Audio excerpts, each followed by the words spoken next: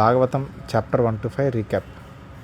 భాగవతాన్ని కృష్ణుడు ఫస్ట్ బ్రహ్మ మనస్సులో చెప్పాక బ్రహ్మ దాన్ని నారదుడికి చతుశ్లోకి 4 శ్లోకాల రూపంలో చెప్పాడు. నారదుడు తర్వాత వ్యాసుడు గ్రంథస్థం చేశాక తన కొడుకైన సుఖదేవ గోస్వామికి నేర్పించాడు.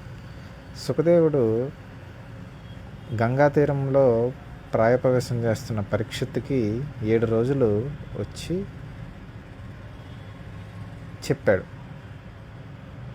అలా చెప్తున్న సమయంలో సూత గోస్వామి విని తర్వాత నైమిషారణ్యంలో కలియుగ ప్రభావానికి భాగవత్ నామస్మరణ చాలా అవసరం అని చెప్పి సౌనకాది ఋషులు విన్నారు.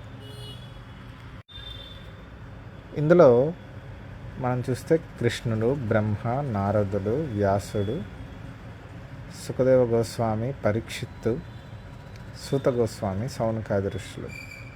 వీళ్ళలో మనం ముందు పరీక్షిత్తు గురించి, తర్వాత సుఖదేవుడి గురించి, ఆ తర్వాత నారదుడు, వ్యాసుడు, సూత గోస్వామి గురించి తెలుసుకున్నాం.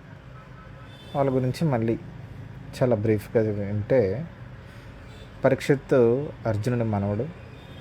అశ్వత్థామ వేసిన బాణాన్ని కృష్ణుడు గర్భంలోనే ఆపేగా విష్ణువు చేత రక్షింపబడ్డాడని విష్ణునాథుడని పేరు. వచ్చాక నన్ను కాపాడింది ఎవరని చెప్పి పరీక్షగా చూశారు కాబట్టి పరీక్షత్ అని ఇంకొక పేరు కూడా వచ్చింది.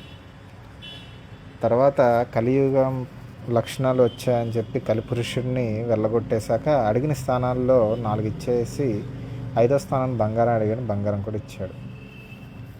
తర్వాత శాప కారణం వల్ల తక్షకుడు కాటుచే చనిపోతాడని 7 రోజుల్లో తెలుసుకొని ఆ 7 రోజులు ముక్తి కోసం ఏం చేయాలంటే సుఖదేవ గోస్వామి వచ్చి భాగవతాన్ని వినిపించారు. తర్వాత అతనికి చావు మీద భయం పోయింది. తక్షకుడు బ్రాహ్మణ రూపంలో వచ్చి అతన్ని కాటు వేసి భస్మం చేసేసాడు. ఇలా పరీక్షిత్తుకి చెప్పింది సుఖదేవ గోస్వామి. సుఖదేవుడు వ్యాసుని యొక్క కొడుకు. ఎప్పుడు పరబ్రహ్మం ధ్యానంలోనే ఉంటారు. దిగంబరుడు. పుట్టడానికి ముందే గర్భంలో 12 సంవత్సరాలు ఉండిపోయి అతనికి ఈ ప్రపంచం మాయ నుంచి తప్పించుకుంటాను అనే ఒక భరోసా కృష్ణుడు ఇచ్చాక మాత్రమే బయటకు వచ్చాడు. అందరూ వివిధ మార్గాలు చెప్తూ వచ్చారనమాట. పరీక్షిత్తుకి చనిపోతున్నప్పుడు ఈ 7 రోజుల్లో మోక్షాన్ని ఎలా సాధించాలి అంటే ఎవరు చెప్పిన మార్గం కూడా 7 రోజుల్లో చేసేలా లేదు. అప్పుడు పరీక్షిత్తు వచ్చి భాగవతాన్ని వింటే మోక్షం వస్తుందని చెప్పి అతను చెప్తాడు. అలా 7 రోజులు 7 రాత్రులు ఆకలి దప్పికలు లేకుండా సుఖదేవుడు పరీక్షిత్తుకి భాగవతం చెప్తారు. ఇది 2వ చాప్టర్. 3వది నారదుడికి 3 జన్మలు. మొదటిది గంధర్వ జన్మ. ఉపబర్హనుడు హరినామ సంకీర్తనం వదిలేసి వేరే దేవతల నామాన్ని పలకడం వల్ల అతన్ని శూద్రస్థితి పడిపోయాక శూద్రస్థితిలో 2వ జన్మలో బ్రాహ్మణులకు సేవ చేసుకుంటూ వాళ్ళ నుంచి సాధుపురుష లక్షణాలన్నీ తెలుసుకొని సత్సంబంధంలో దేవుణ్ణి ప్రార్థిస్తూ తనకి వచ్చే జన్మలో హరినామాన్ని ముల్లోకాలు తిరుగుతూ చెప్తుంటాడు. దక్ష ప్రజాపతి శాపం వల్ల అంటే తన కొడుకులైన హరియశ్వులు, సబలశ్వుల్ని 10,000 మంది 1,000 మందిని ప్రజాసృష్టి చేయకుండా ఆపేసినందుకు దక్ష ప్రజాపతి నారదుడికి నువ్వు ముల్లోకాలు తిరిగినా నీకు ఇల్లు అంటూ ఉండదని శాపం పెడతాడు. 4వది వ్యాసదేవుడు. వ్యాసుడు పరాశరముని సత్యవతికి పుట్టినవాడు. వ్యాసుడు, నారదుడు ఇద్దరు భగవంతుని శక్త్యావేశ అవతారాలు. పురాణాలు అలానే వేదాన్ని 4 విభజాలు చేశాడు కాబట్టి వేదవ్యాసుడు అని పేరు. పురాణాలు, ఇతిహాసాలు రాసి దానికి వేరు మంది గురువులను పెట్టాడు. అందులో పురాణాలకి గురువు రోమహర్షణుడు. ఇది మనకు తర్వాత ఉపయోగపడుతుంది. ఇలా అన్ని పురాణాలు రాసిన మనసు సంతృప్తి చెందకపోతే నారదుడు వచ్చి నువ్వు కృష్ణుడి యొక్క లీలల్ని రాయలేదని చెప్పి కృష్ణుడి గురించి చెప్పి భాగవతాన్ని రచించమని చెప్తాడనమాట. అలా రాసి తర్వాత గ్రంథస్థం చేసి దాన్ని సుఖదేవ గోస్వామికి నేర్పిస్తాడు. వ్యాసుడు చాలా వాటిలో మనకి కనిపిస్తాడు. ఎందుకంటే భారతంలో మనకు తెలిసిన అర్జునుడు, ధర్మరాజు, భీముడు వీళ్ళందరూ పాండవులే కాక అటుపక్క దుర్యోధనుడు, కౌరవులు వీళ్ళందరికీ తండ్రులైన పాండురాజు, ధృతరాష్ట్రుడు,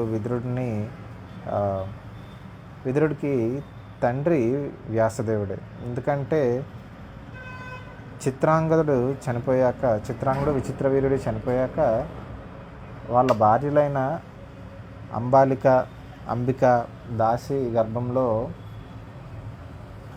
తన తల్లైన సత్యవతి కోరిక మేరకు వాళ్ళకి పుత్రుల్ని ఇస్తాడు. అలానే పరీక్షిత్తు కొడుకైన జనమేజయుడి సభలోనే మనకి మహాభారతం యొక్క ప్రస్తావన వస్తుంది. భగవద్గీతలో సంజయుడు దివ్య దృష్టి ఇచ్చి మనకి ఎప్పుడూ వినే సంజయ ఉవాచ. సో ఆ సంజయుడికి దివ్య దృష్టిని ఇచ్చి భగవద్గీతలో ఒక పాటలో ఉన్నది కూడా వ్యాసుడే. ఇప్పుడు భాగవతంలో కూడా మనకి తెలిసిన సుఖదేవ గోస్వామి ముఖత వచ్చిన భాగవతానికి రాసింది వ్యాసుడే, సుఖదేవుడు కూడా వ్యాస కుమారుడు. ఇలా ఇకపోతే 5వది సూత గోస్వామి. ఇందాక మనం వ్యాసుడు పురాణాలకు, వేదాలకు వివిధ ఆచార్యులను పెట్టారని చెప్పాం కదా. అలా పురాణాలకు పెట్టిన రోమహర్షణుడు నైమిషారణ్య పూజ ధ్యానం చేసుకుంటుంటే అక్కడికి కురుక్షేత్రం నచ్చదు అని చెప్పి తీర్థయాత్రలకు వెళ్ళి బలరాముడు వస్తాడు. బలరాముడు వచ్చాక అందరూ అతనికి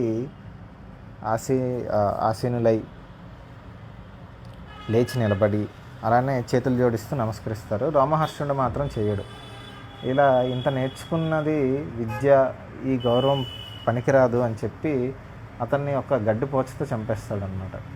మిగతా వాళ్ళు వచ్చి అతనికి మేము శరీరంలో భావనలు ఏమీ లేకుండా అతనికి ఆసీనం ఇచ్చాం, అలానే దీర్ఘాయునిచ్చాం, మీరేమో ఇలా అతనికి చంపేశారు, మీకు ఎలాంటి పాపం చుట్టుకోదు, కానీ మీరు దానికి ప్రాయశ్చిత్తం చేసుకుంటే తర్వాత వచ్చేవాళ్ళు మిమ్మల్ని ఉపమానంగా, అంటే ఒక ఎగ్జాంపుల్గా తీసుకొని మిమ్మల్ని చూసి నేర్చుకుంటారు, కాబట్టి దీన్ని ఏమైనా చేయండి అంటే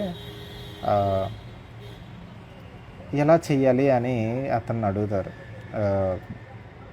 బలరాముడు నేను ఏ రకంగా ముందుకు వెళ్తే మంచిదంటే మీ శక్తికి, అలానే మీరు కుసాయుధ అంటే మీరు గడ్డిపోచుతో చంపారు కదా అంతటి శక్తిని, అలానే మేమిచ్చిన వరం అతనికి దీర్ఘాయువు, జ్ఞానం, అలానే రోమహర్షణుడు చనిపోవడం, ఇవేవి మారిపోకుండా మీరు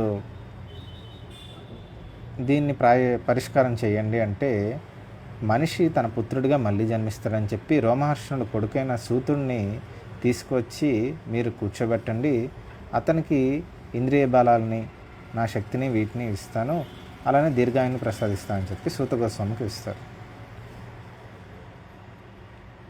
ఈ సూత గోస్వామి పరీక్షిత్తు సుఖదేవ గోస్వామి సంభాషణలు జరిగిన భాగవతాన్ని తర్వాత వచ్చి నైమిషారణ్యంలో సౌనకాది ఋషులకి చెప్తాడు.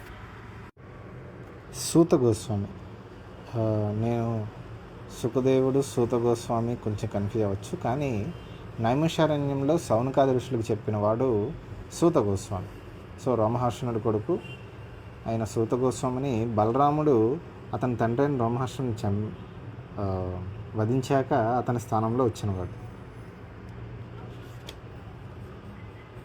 అవ్వడానికి అతను విలోమ జాతి అయినా కూడా సత్సాంగత్యంలో, అంటే భాగవతాన్ని తన